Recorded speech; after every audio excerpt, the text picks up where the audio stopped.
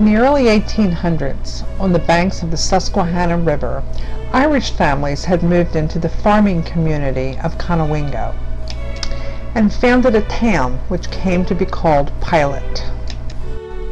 Many of these newly arrived Irish worked on the construction of the Susquehanna and Tidewater Canal, which ran between Port Deposit and Pilot.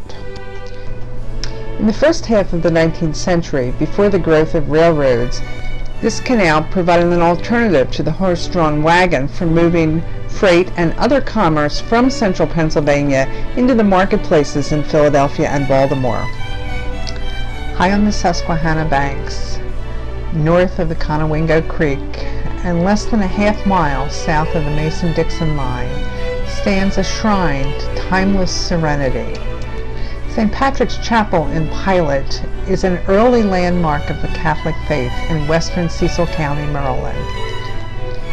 The chapel was constructed by Father Roger Smith, who bought a small parcel of land from Daniel Glackin for the sum of $10, upon which to build a church and a burial ground.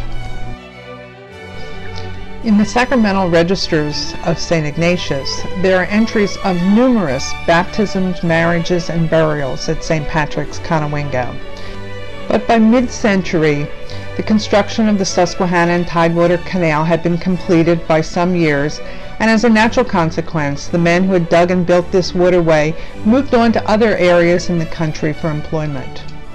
Although St. Patrick's has not been in active use as a church since the late 1800s, it is an important historic site for many families who trace their roots to the banks of the Susquehanna River.